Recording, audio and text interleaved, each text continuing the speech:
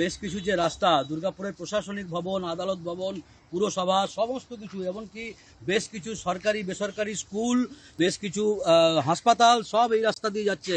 দুর্গাপুর পুরসভার একাধিক ওয়ার্ড দুর্গাপুর শহরের কেন্দ্রস্থলের সাথে সংযোগকারী এই রাস্তা, 4 কিলোমিটার রাস্তা এইরকম বড় বড় ডোবা গর্ত, যেখানে নিত্যদিন ঘটছে দুর্ঘটনা। গোটা রাস্তার আমি এবার দেখানোর চেষ্টা করব যে এই যে রাস্তা থেকে শুরু হয়ে এইদিকে পুরো যাচ্ছে, যে যেদিকে দুর্গাপুরের বিধাননগর, দুর্গাপুরের এবিএল কলোনি, সমস্ত দিকের রাস্তা কিন্তু এরকম বেহাল অবস্থা, এবং সব জায়গাতেই এরকম দুর্বিষহ অবস্থা, নিত্যদিন দুর্ঘটনা ঘটছে। আসানসোল দুর্গাপুর উন্নয়ন পর্ষদ এই রাস্তার মেরামত করার কথা, কিন্তু তারা যেটা জানাচ্ছেন যে এখন বর্ষায় সম্ভব নয়, বর্ষা কাটলে তারপর রাস্তা মেরামত করা হবে। কিন্তু দেখা যাচ্ছে প্রত্যেক দিন এরকমভাবে জীবন হাতে নিয়ে এইভাবে বাইক থেকে 4 চাকা গাড়ি, স্কুলের বাচ্চাদের এবং অ্যাম্বুলেন্স পর্যন্ত এই রাস্তা দিয়ে এইভাবে যেতে হচ্ছে।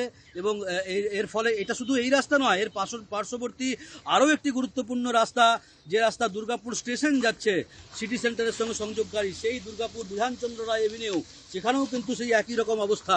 একাধিক গুরুত্বপূর্ণ শহরের রাস্তা এরকম বেহাল দশা। দুর্গাপুর পূর্বের বিধায়ক তিনি বলছেন যে প্যাচওয়ার্ক করে আপাতত কিছু কাজ করার চেষ্টা চলছে, কিন্তু কবে এই রাস্তা মেরামত হবে সেদিকেই তাকিয়ে রয়েছে কিন্তু দুর্গাপুর শিল্পাঞ্চলের মানুষ।